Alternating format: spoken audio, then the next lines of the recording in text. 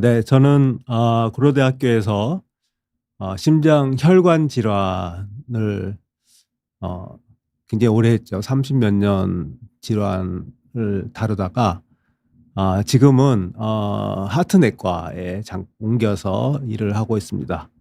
오늘 제가 말씀드릴 내용은 협심증 그리고 심근경색증, 이 두 심장 혈관 질환에 대해서 말씀을 드릴 건데, 특히 오늘은 이 협심증에 대해서 먼저 말씀을 드리고 다음 기회에 심근경색증에 대해서 말씀을 드리도록 하겠습니다.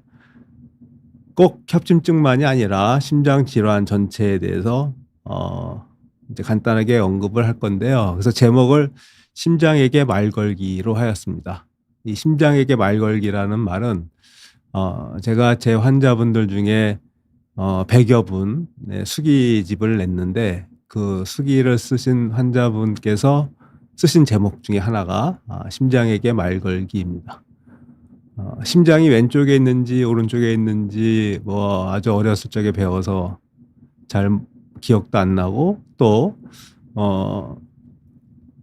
그것이 그렇게 중요하다고 생각하지 않고 무관심하게 지내오다가 이제 심장병을 앓은 다음에 내 심장이 내가 그동안 신경을 못 썼다, 이제 그런 의미에서 심장에게 말 걸기라는 글을 쓰신 분이 있는데, 이 글이 이제 제가 오늘 이 제목으로 정했습니다. 이런 영화가 있죠. 이런 영화가 있는데, 이 영화의 스토리는 어떤 사고가 났을 때 잠깐 자고 일어났더니 결혼 상대가 바뀌었더라, 이제 그런 내용이고요. 이 자고 있을 때도 사실은 심장은 뛴다는 게 중요합니다. 자고 있을 때 머리 두뇌가 뛰고 있는 거, 이런 거는 이제 저희가 상상하지 못하잖아요. 근데 심장은 이렇게 자고 있을 때도 뛰어서 사실은 굉장히 피곤한 우리 몸의 장기 중에 죄송합니다. 장기 중에 제일 피곤한 장기다. 그럼에도 불구하고 우리가 그것을 인지하지 못하고 있다. 그래서 이런 슬라이드가 있습니다. 이런 모든 고래에서부터 작은 쥐까지 이 척추 동물의 심장 박동수, 평생 뛰는 심장 박동수는 일정하다. 이것이 이제 과학적으로 증명이 됐건 안 됐건 간에 이런 흐름이 있습니다. 사람 역시 예외가 아니고 이렇게 일직선의 어떤 전체 박동수는, 평생 뛰는 박동수는 일정하다, 이런 얘기가 있고요. 그래서 이런 상관관계가 있습니다. 마우스는 1분에 600번 뛰니까 요만큼 살고요. 개나 고양이는 요 정도에서 한 15, 16년 산다고 하죠. 또 고래 등은 이제 좀 더 오래 산다고 하고, 이렇게 이제 척추 동물에 있어서 심장 박동수와 삶의 기간은 이런 상관관계가 있는데, 이 전 슬라이드에서 심장은 여기 있었는데 여기서는 갑자기 사람은 이쪽으로 넘어서 80세 전후까지 살게 됐습니다. 이렇게 이제 사람만 예외냐? 그런 건 아니고, 요즘에는 개나 고양이도 더 오래 산다고 그러죠. 2, 3년 더 산다고 그러죠. 15년 산다고 했다가 지금 18년도 살고요. 그 이유는 이제 심장 박동수를 극복하는 의료의 발전이 있었다, 이제 이렇게 생각을 하고 있습니다. 옛날에는 태어날 때 사망하고 또 뭐 파상풍, 맹장 뭐 간단한 질환으로도 다 사망했는데, 1900년에 우리 한국의 평균 나이는 한 40세였다고 그러고요. 지금 아프리카가 한 40세 정도였다고 합니다. 그런데 이제 지금은 우리 한국의 남자 여자가 80세 넘죠, 평균 수명이. 그래서 그만큼 의료의 발전이 이루어졌다는 거고, 그래서 모든 질환, 특히 고혈압의 환자에서도 심장 박동수가 느리면 느릴수록 오래 살더라. 심근경색증 환자에서도 심장 박동수가 느리면, 특히 60세 아래면 더 사망률이 떨어지더라, 이제 이런 데이터는 굉장히 많습니다. 심장 박동수가 60회 미만 있을 때 생존율이 증가한다, 이제 이런 논문 되게 많죠. 그래서 이제 심장 박동수를 줄여야 되는데 그럼 어떻게 줄이느냐? 이런 질환을 가진 분들은 이제 약물을 사용하기도 하는데 그래서 이제 저는 이게 이제 이쪽이 의암댐이고 이게 사막산인데 이 마라톤 뛰는 사람들이 있죠. 그래서 이것을 보고 나도 한번 해봐야 되겠다 이렇게 생각을 하고 몇 년 동안 벼른 다음에 이렇게 한번 뛰어왔습니다. 이게 한 40km쯤에 이때만 해도 젊었죠. 3시간 53분 정도 이렇게 뛴 기록이 있고요. 또 산을 좋아해서 산을 많이 다녀서 제 심장 박동수를 떨어뜨리는 이제 그런 운동을 많이 했습니다. 그래서 운동만이 심장 박동수를 떨어뜨릴 수 있다는 거고요. 그 중에서도 유산소 운동이 중요하다는 겁니다. 심장은 250에서 300g 정도, 사이즈는 자기 주먹이죠. 그래서 엄청나게 많은 일을 하고 있는데, 그래서 그리고 잘 때도 일을 하기 때문에 굉장히 피곤한 장기다는 겁니다.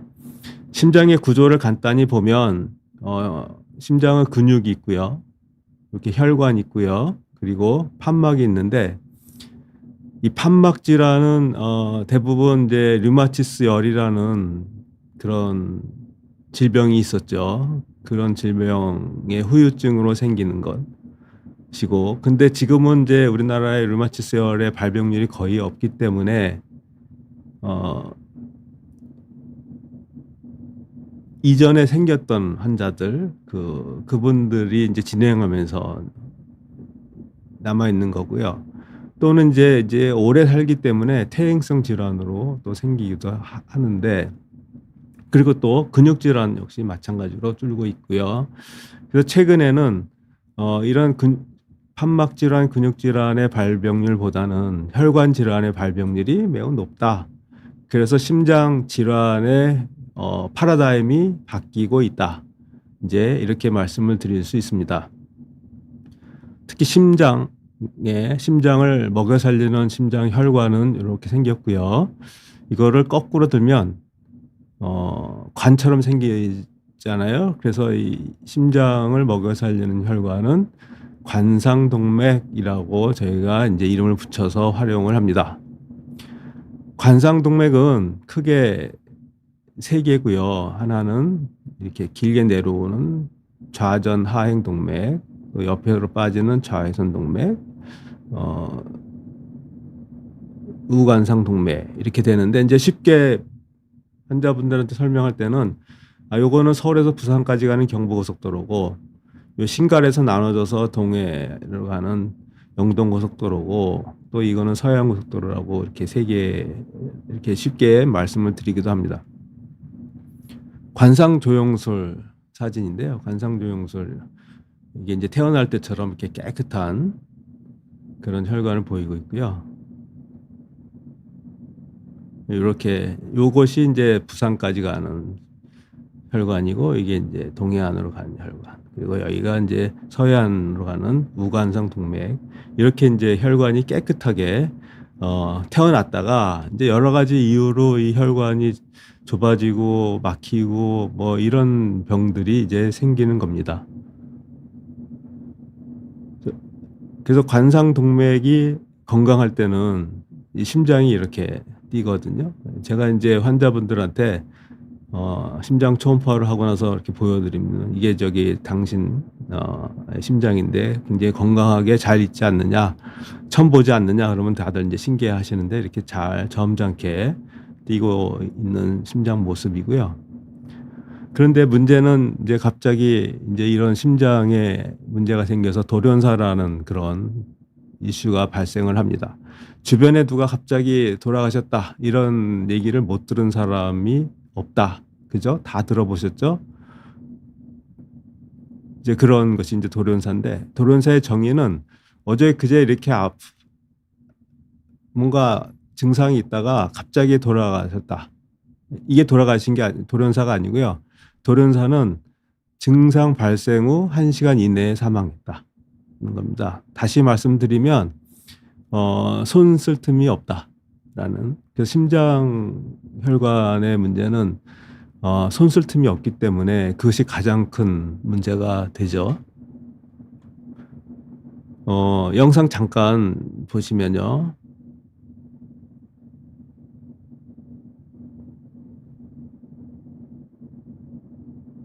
네, 질문 보시면서 20대 협심증이 발생할 수 있다는 건데요. 질문 중에 요즘은 정말 이 젊은 나이에 협심증도 생기고 심근경색증도 생겨서 그것이 문제입니다. 응급실에 30대 초반에 심근경색증으로 내원한 분들이 점점 늘고 있거든요.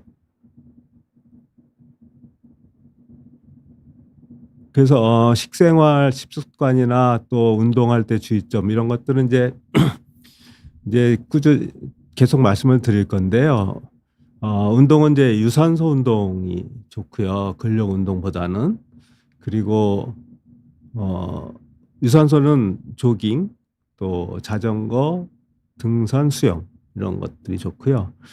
또 너무 유산소를 일단 강조를 하는데 근력 운동은 한 20% 정도, 그래서 8대 2나 7대 3 정도 하는 것이 좋고, 또 운동의 강도는 증상이 있으면 안 되지만 증상이 없는 선에서는 옆 사람과 겨우 대화될 정도, 그걸 우리가 중강도의 운동이라고 하거든요. 중강도의 운동을 하는 것이 좋습니다. 하루에 1시간 정도 하고, 미국 심장학회에서는 일주일에 7일, 정한되면 5일, 그리고 주중에 못하는 사람은 주말에 150분 운동하는 것을 이제 권장하고 있습니다.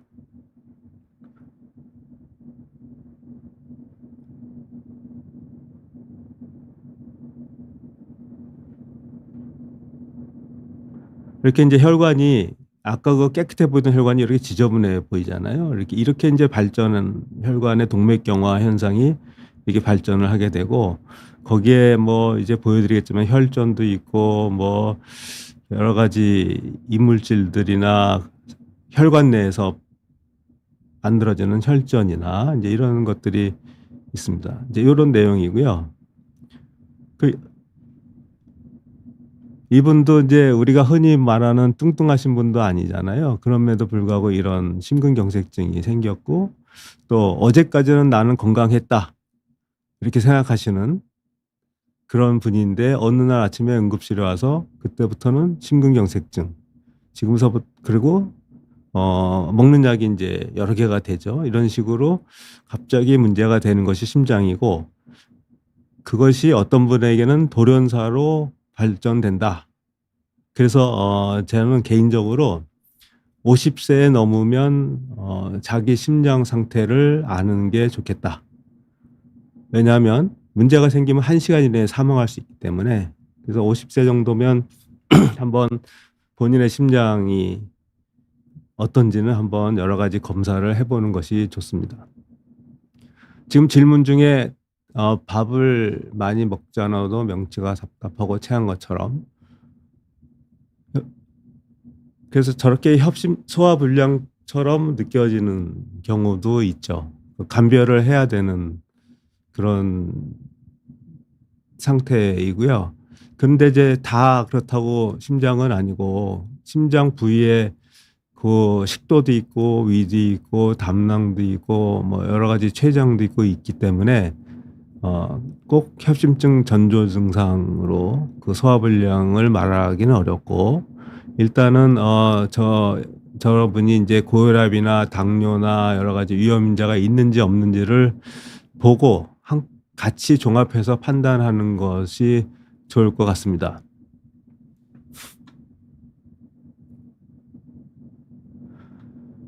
몇 년 전에 정상인 건강한 사람, 뭐 이런 사람은 이제 아스피린 먹어도 되느냐, 콜레스테롤 역제제를 먹어야 하느냐, 이런 이제 이슈가 있었는데, 지금 말씀하신 정상인이 누구냐, 어떻게 정상인을 파악했냐, 건강한 사람을 이제 어떻게 아느냐, 이걸 모르잖아요.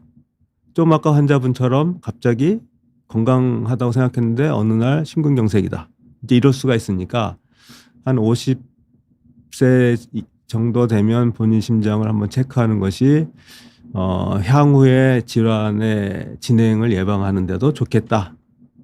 이렇게 말씀을 드리고요. 콜레스테롤 질문에 콜레스테롤 얘기가 나왔는데요. 콜레스테롤 말씀을 잠깐 드리면 그러니까 이제 동물들입니다. 성체까지 동물 중에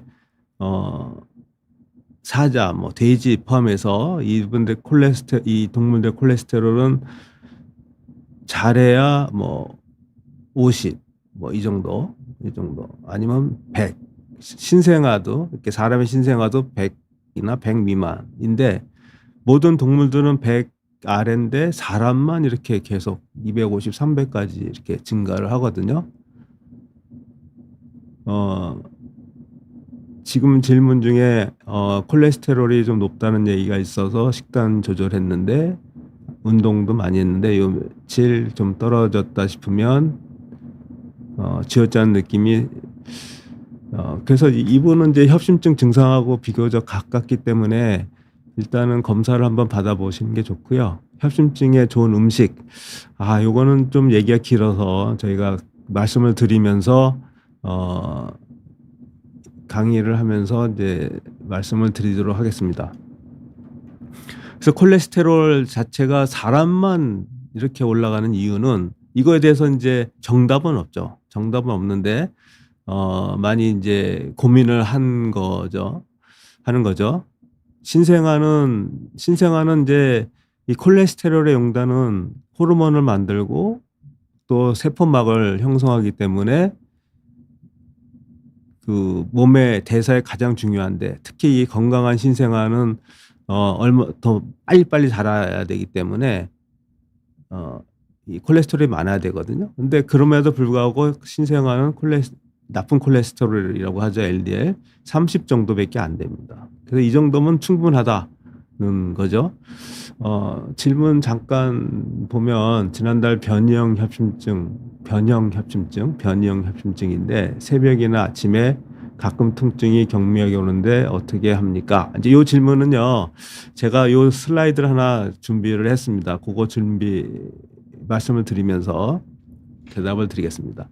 콜레스테롤은 30이면 충분하다. 이제 이렇게 신생아도 이 정도니까 이 정도인데 사람은 250, 300입니다. 이거 제가 이제 스리랑카에 의료봉사 갔을 때 가까운 사찰에 들렸더니 이 원숭이가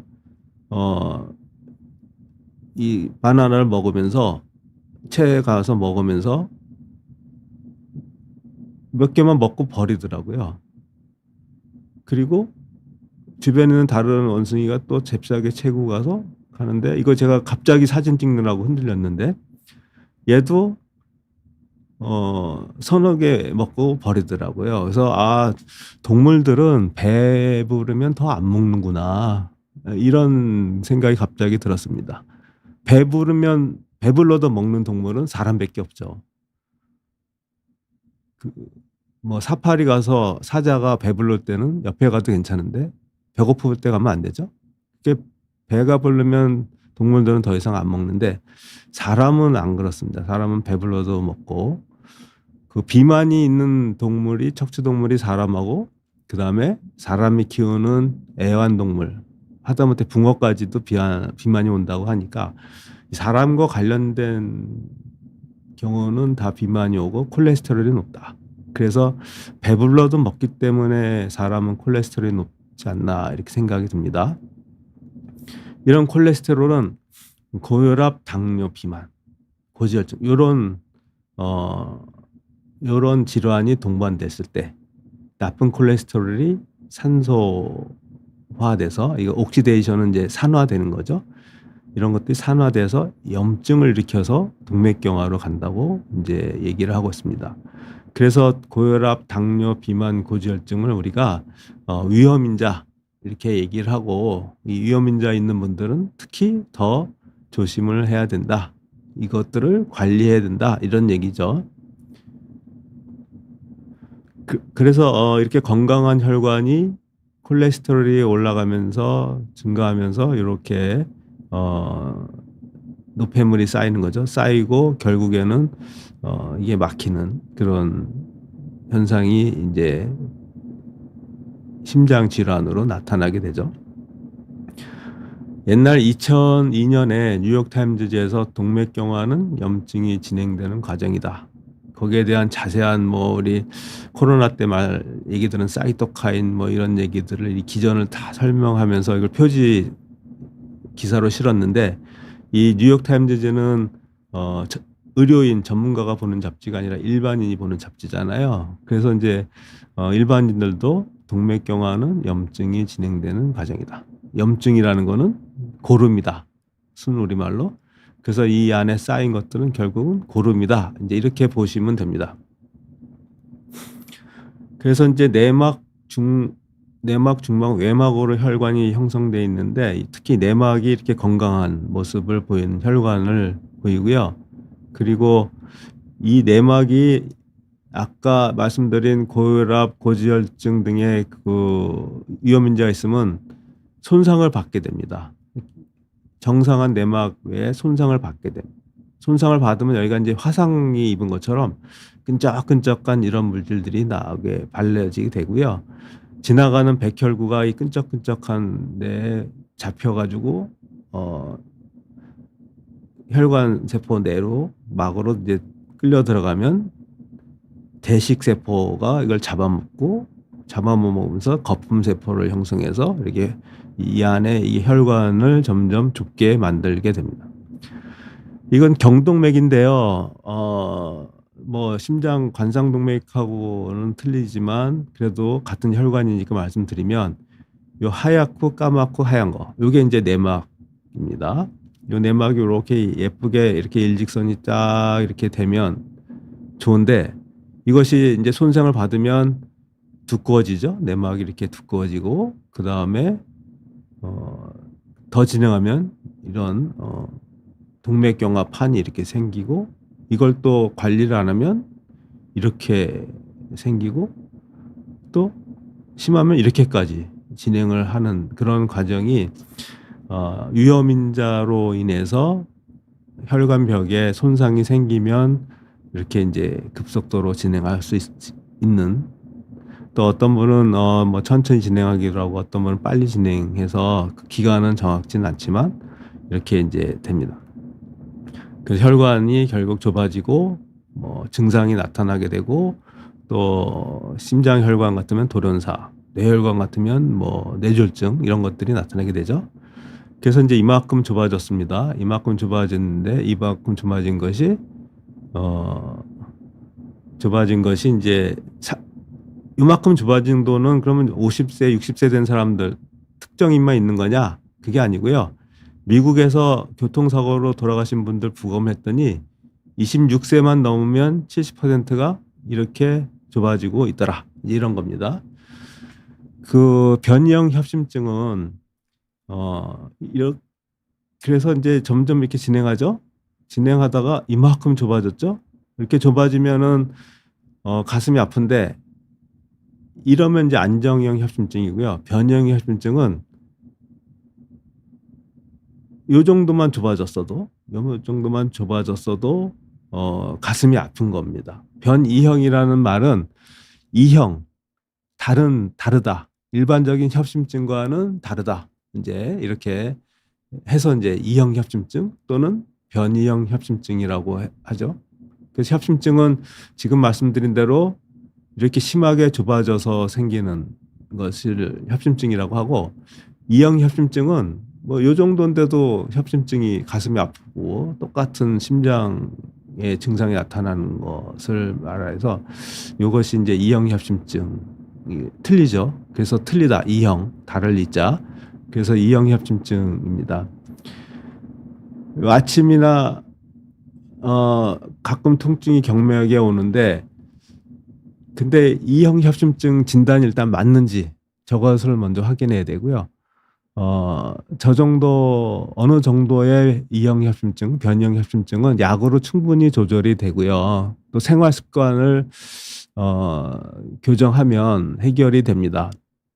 그래서 먼저 정확한 진단이 맞는지, 왜냐하면 요 정도밖에 좁아지지 않았는데도 가슴이 아프다는 거는 그거는 새로운 어떤 어떻게 그걸 증명했냐 이제 그런 이슈가 생기고 만약에 맞는다면 생활 습관 특히 술 담배라든지 규칙적인 생활 이런 거 조절하면 해결되고 그리고 거기에 이제 약물 치료하면 해결이 됩니다. 그래서 이런 식으로 점점 좁아지기도 하고 나중에는 뭐 이렇게도 좁아지죠. 이렇게 좁아지면 이게 예를 들면은 10이다. 근데 7 이상이 좁아지면 혈관이 많이 좁아졌다. 이렇게 이제 우리는 얘기를 합니다. 그러니까 4차선의 길이 있을 때 3차선이 산사태라든지 뭐든지로 막히면 1차선만 남잖아요. 그러면 그 1차선으로 밤에는 차들이 다니는데 그래도 수월한데 아침에 출퇴근 시간에는 차가 밀리잖아요. 이제 그랑 같은 이치입니다. 혈관이 저렇게 많이 좁아져 있으면 휴식 시에는 괜찮습니다. 휴식 시에는 충분히 피가 갈 수 있는데 운동을 한다든지 스트레스 받는다든지 뭐 이런 여러 가지 조건에서 피가 많이 필요한 때 좁아진 혈관 때문에 피가 충분히 못 가잖아요. 이제 이럴 때 이것을 이제 협심증이라고 하고 그때 증상이 나타나는 거죠. 그래서 대개는 70% 이상 좁아지면 휴식 시에는 괜찮은데 운동 시에는 증상이 있다. 아프다. 뭐 이런. 그리고 그 출퇴근 시간이 지나면 다시 좋아지죠. 그래서 쉬면 안정 시에는 다시 좋아진다. 이제 이런 증상들이 전형적인 협심증의 흉통입니다. 이게 이제 변형 협심증인데요. 이렇게 보면 혈관이 아주 매끄럽지는 않잖아요. 그렇다고 해서 심각하게 좁아진 건 없는데, 그죠? 이제 이런 상황인데, 어떤 때는 혈관이 이렇게 갑자기 이렇게 됩니다. 요로 약을 이제 여기다 투여를 했거든요. 했더니 혈관이 양쪽이 다 막혔죠. 그러면 혈관이 좁아져서 막힌 똑같은 효과로 인해서 통증이 생기는 겁니다. 이런 것이 혈관은 심각하게 좁아지는 않았지만 그렇게 좁아진 형태로 나타날 수 있다. 그걸 해서 2형 협심증, 변이형 협심증 뭐 이렇게 이제 표현을 하죠. 근데 요 A3라는 약물, 투여한 약물은요, 담배 성분이에요. 그래서 주로 담배 많이 피우시는 분들 혹은 주변에 담배 피우는 분이 있는 분 또는 어떤 화학물질, 케미칼 하다못해 이제 미세먼지까지 이렇게 혈관을 수축시킬 수 있습니다. 쉽게 예를 들면 이제 다리가 멀쩡하다가 쥐가 나잖아요. 근데 멀쩡할 때는 뭐 별 문제 없는데 갑자기 쥐 나면은 다리가 아프듯이 저것도 혈관도 어떤 상황에서는 저렇게 쥐가 난다. 그 상황이 주로 담배나 화학물질이나 뭐 미세먼지나 이런 여러 스트레스나 아니 아침에 갑자기 추운데 닥치든지 뭐 이러면은 혈관이 이렇게 경련이 일어나는 겁니다. 다리에 경련이 일어나듯이 그런 것들을 변이형 협심증 혹은 2형 협심증이라고 그러고 특징은 내피세포만 손상됐다. 별로 그렇게 심각하게 좁아지지도 않았는데 이런 일이 벌어진다. 이런 것들이 변형 협심증인데 은근히 이 본인이 변형 협심증 진단받았다고 그렇게 질문을 많이 외래에 오세요. 근데 저것이 변형 협심증인지 아닌지는 이제 다시 한번 감별을 해야 됩니다. 실제로는 이런 식의 증명이 있어야 이제 변형 협심증이고요. 아니면은 이에 준하는 어떤 전형적인 증상이 있으면 협심증, 변형 협심증이라고 합니다. 또 질문이 최근 들어 가슴이 답답하고 또 관상동맥 질환의 협심증이 걱정된다. 전형적인 증상과 비전형적인 증상은 어떤가?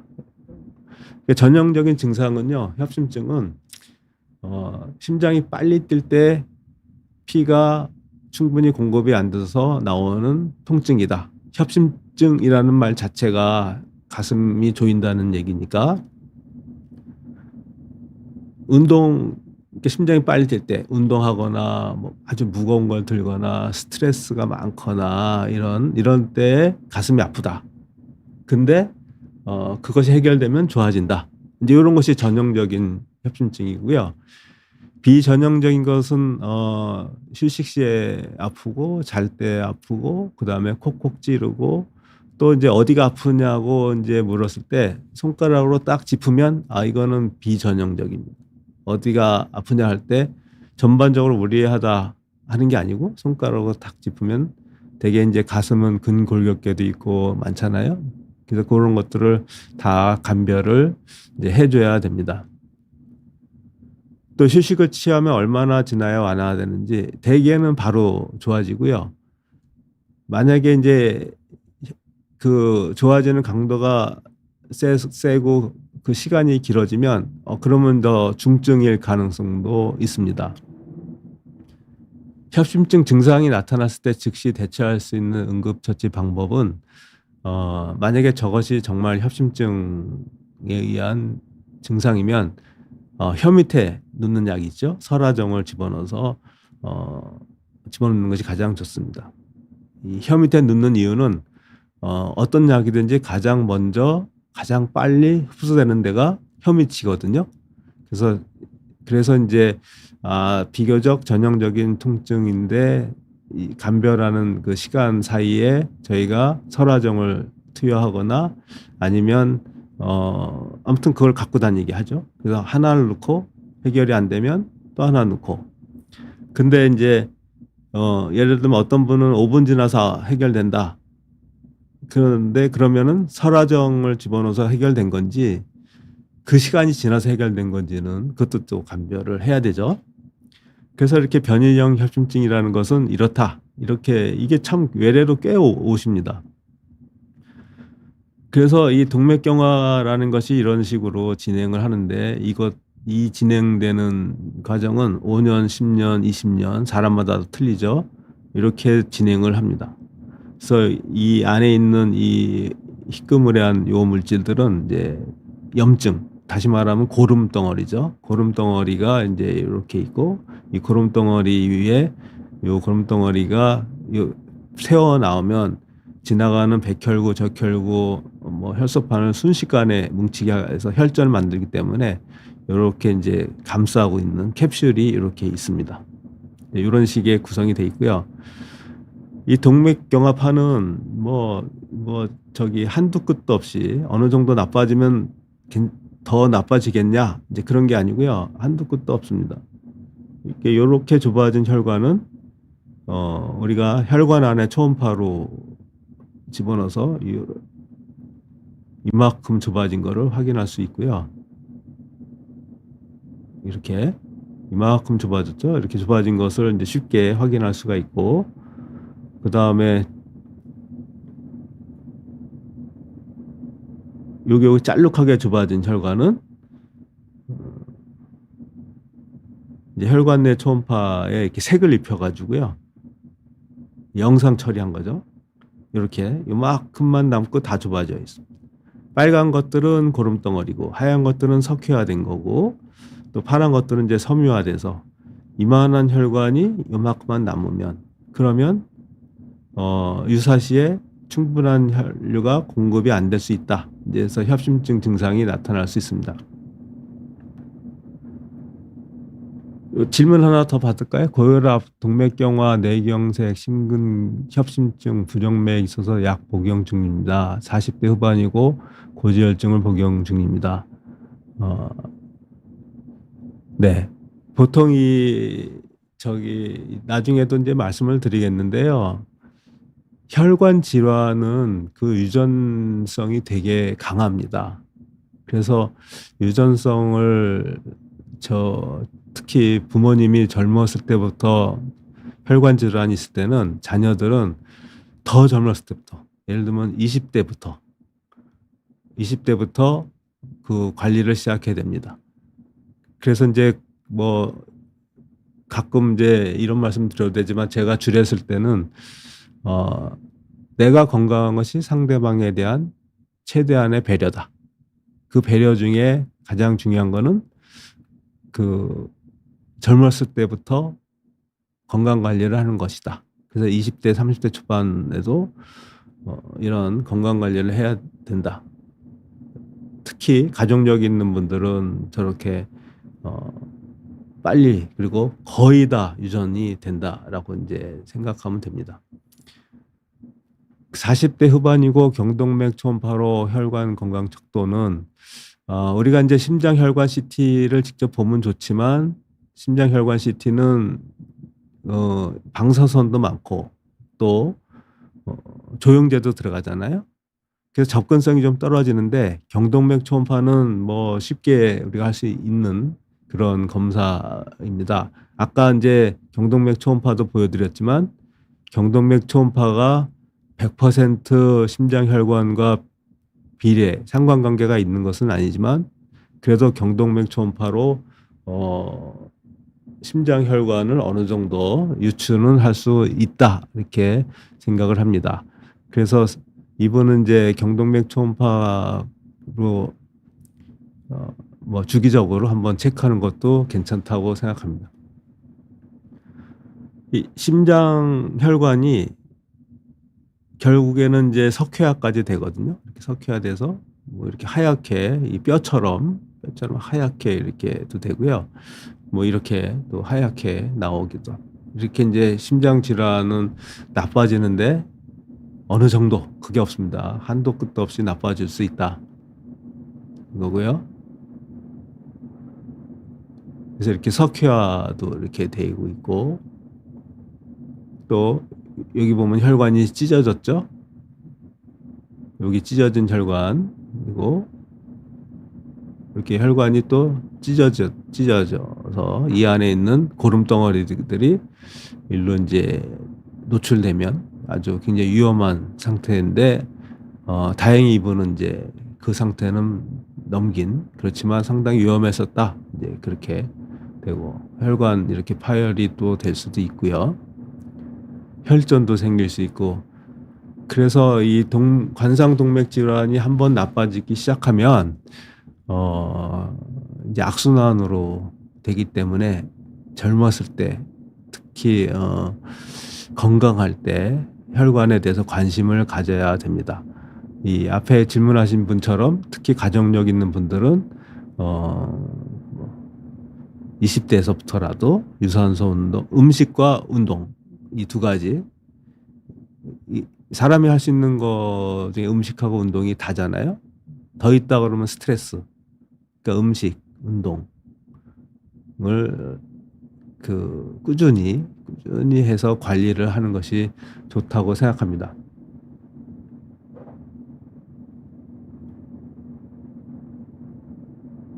얼고노빈을 투약하면 수축하죠. 그렇죠. 이제 얼고노빈은요, 이제 그 산부인과에서 자궁 수축제로 쓰는 약이거든요. 저거는 이제 평혈근 세포를 수축을 시켜요. 근데 이 질문은 이제 혈관 내피 세포가 정상이다 이런 걸 전제를 한 것 같아요. 혈관 내피 세포가 정상이어도 그런데 이게 얼고노빈은 혈관 내피 세포에 작용하는 것이 아니고요. 평혈근 세포에 작용하기 때문에 내피 세포하고 관계가 없습니다. 내피 세포하고 관계가 있는 거는 아세틸콜린이라는 약이 있는데 아까 제가 변형 혈심증 때 보여드린 담배 성분이다라는 것이 이것이 이제 아세틸콜린이거든요. 요것이 아세틸콜린. 요거는 혈관 내피 세포에 작용해서 요 변형 혈심증 진단에 쓰이고 있고요. 이제 우리나라에서는 이 아세틸콜린이 이제 지금은 허용이 안 되기 때문에 이제 얼고노빈 갖고 테스트를 하는 그런 방법밖에 없습니다. 이 변형 혈심증을 진단을 할 때는 경동맥 협착으로 혈소판제 처방을 받았습니다. 심내혈관 검사도 해봐야 하나요? 하면 좋죠. 하면 좋은데 이제 그렇다고 모든 사람에게 하라고 할 수는 없고요. 그래서 경동맥 협착이 있다는데 저것이 어느 정도냐, 그리고 위험인자가 어떻게 되느냐, 또 증상은 있느냐, 이제 이런 걸 판단해서 심장 혈관 검사를 권할지 안 할지 이제 이렇게 할 수가 있습니다.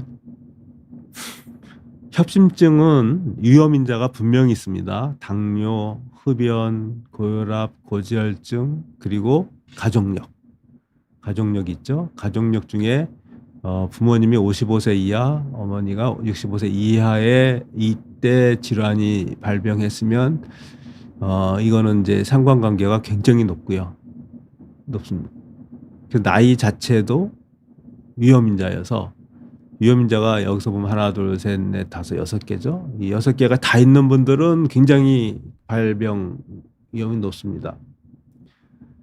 질문 지금 들어온 거 보면요. 작년 8월에 아침 새벽 2시에 흉통, 호흡곤란, 새벽 2시입니다. 그래서 새벽 2시면 휴식 시잖아요. 그러면 안정형 협심증은 아니다. 안정형 협심증은 심장이 빨리 뛸 때, 운동할 때, 이런 때 발생하는데 새벽 2시는 잘 때잖아요. 그러니까 일단은 안정형 협심증은 아니다 거고, 그래서 피검사나 조영술에서 나타나진 않겠죠. 그 다음에 설화정이 이제 집어넣어서 얼마나 되게 1, 2분 내에 좋아져야 협심증이라고 하거든요. 그래서 몇 분 후에 좋아졌는지는 이제 여기서는 잘 모르고요. 그리고 변이형 협심증, 그 위에 변이형 협심증 조금 더 위에, 네. 그래서 변이형 협심증이 의심된다고 했습니다. 그래서 제가 말씀드린 대로 혈관은 특별한 건 없는데 협심증과 아주 유사한 증상이 있으면 변이형 협심증으로 이제 의심을 할 수가 있죠. 그래서 이 시그마토, 옐로톤 뭐 이런 약들이 도움이 됩니다. 도움이 되고요. 이거 먹고 좋아졌는지 잘 모르겠습니다. 그 다음에 식은땀, 손저림,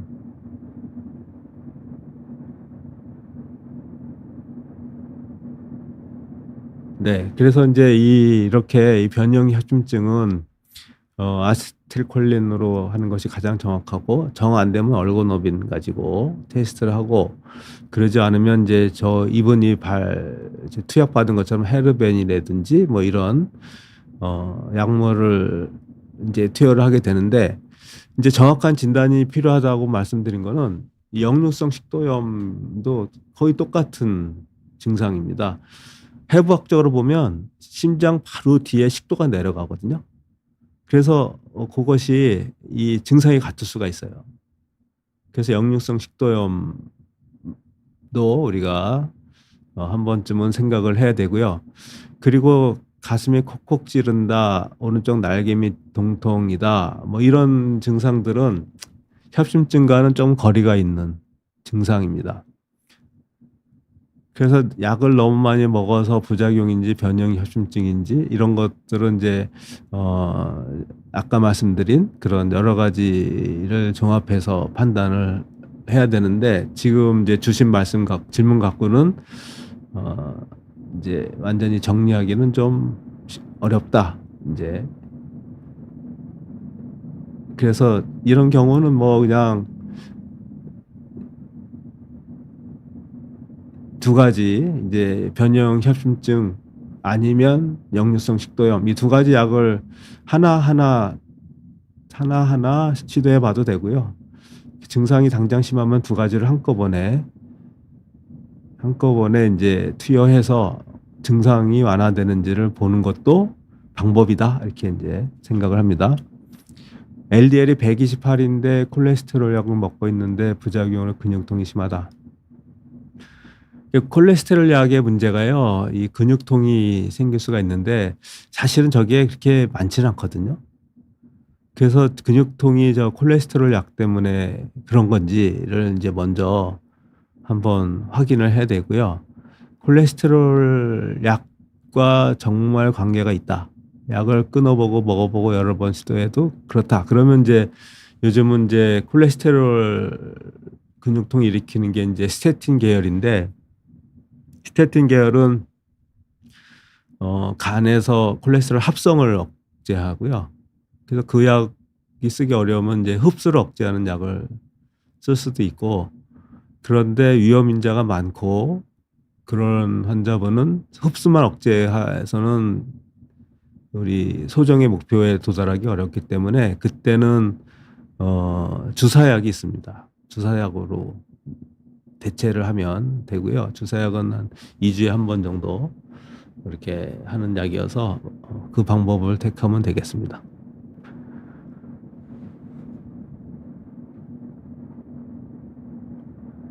고다음 질문은 깊이 잠을 들려고 할 때 컥 소리가 나면서 가슴이 두근거리고 잠을 깬다. 요거는 이제 협심증이라기보다는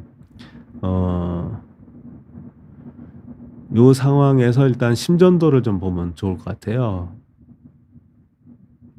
꼭 해야 되는 건 아니지만 만약에 이 문제가 심장과 관련이 있는지를 궁금해하면 심전도를 하루 종일 다는 거 있잖아요. 그걸 달아서 이 상태에서 심전도를 보면 좋을 것 같습니다. 이게 이제 모든 검사는 질환을 진단 내리기보다는 괜찮다라는 거를 증명하기 위해서 하잖아요. 이제 검사의 목적이 괜찮아야지 검사를 해서 질환을 찾으면은 손해잖아요. 그래서 이제 요거는 이제 괜찮다라는 걸 증명하기 위해서 이제 그런 방법을 한번 해보면 좋을 것 같습니다. 그리고 그래서 이제 안정형 협심증은 이렇게 심하게 이렇게 좁아졌을 때 안정 시에는 증상이 없다가 운동, 이렇게 심장이 빨리 뛰는 조건에서는 아프다는 거고요. 증상은 이렇게 가슴이 아픕니다. 예, 뭐 조이듯이, 혹은 뭐 뻐근하듯이, 혹은 타고 내듯이, 뭐 여러 가지 증상의 양상은 틀리지만 뭐 이렇게 하고요. 말씀드린 것처럼 대개 2분에서 5분 사이, 대개 5분 이내에 있고요. 그리고 심장이 빨리 뛰는 조건에서 아프다는 거고, 뭐 휴식이나 설화정 이런 걸로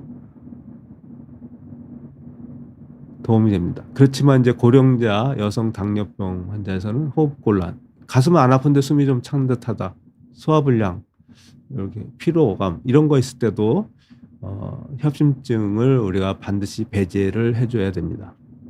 반지형 혈압계는 그래도 비교적 정확한 것 같습니다. 협심증 증상과 거리가 먼 것은 산행 초기에 가슴이 뻐근하다. 맞죠? 되게 초기에 워밍업 안 하고 올라가면 심장이 빨리 뛰니까 이때 굉장히 아픕니다. 모든 산행사고는 첫 30분 이내에 생기는 걸로 돼 있고요. 그 다음에 5분 이내에다 맞죠? 두 가지가 맞는데, 아파서 깬다? 이거는 전형적인 것이 아니라 변이형 협심증과 관계가 있다. 이렇게 말씀드리고요. 이분도 다 심장 혈관이 안 좋아서 스텐트 했거나 아니면 우회수를 했거나 이런 분들입니다. 이분도 운동선수죠. 운동 많이 하신 분이고, 또 이분 우리가 잘 아는 분인데, 이분들도 다 심장 혈관에 문제가 있어서 스텐트 하신 분들입니다. 치료는 이렇게 혈관 안에 용수철을 넣어서 이제 증상 완화를 시키는 거고요. 그렇다 하더라도 다시 재발이 이렇게 될 수 있습니다. 이렇게 되고, 이거 갑자기 돌연사하신 분의 부검 소견에서는 이렇게 나옵니다. 이렇게 스텐트 내에 다시 재발돼서 끔찍하죠. 근데 최근에는 이제 이 스텐트에 약물을 입혀서 재발률을 아주 획기적으로 감소를 시켜서 그래도 아주 좋은 소식이죠. 거의 재발이 뭐 몇 퍼센트 내 정도로 이렇게 줄었습니다. 다시 한번 이제 강조하는 건 당뇨, 흡연, 고혈압, 고지혈증 이런 것들이 조절을 해야 된다고, 이거에 대한 이제 접근은 이제 다음 시간에 제가 심근경색을 말씀드릴 때 다시 한번 정리를 하도록 하겠습니다. 그래서 이 가슴이 아파요라는 만화책을 제가 굉장히 오래전에 썼는데요. 이게 스토리는 제가 쓰고 만화는 이제 작가가 했는데 이렇게 지금은 이제 사기도 어려운 책인데 이렇게 이제 제가 접근을 한번 해본 적이 있습니다. 굉장히 많이 이때 팔렸는데 그래서 보통 이런 식의 가슴이 아프면 이런 다 이제 그런 것들을 쉽게 설명한 책이고요. 그래서 협심증은 관상동맥이 좁아진 경우 그리고 운동 시, 휴식 시에는 완화된다.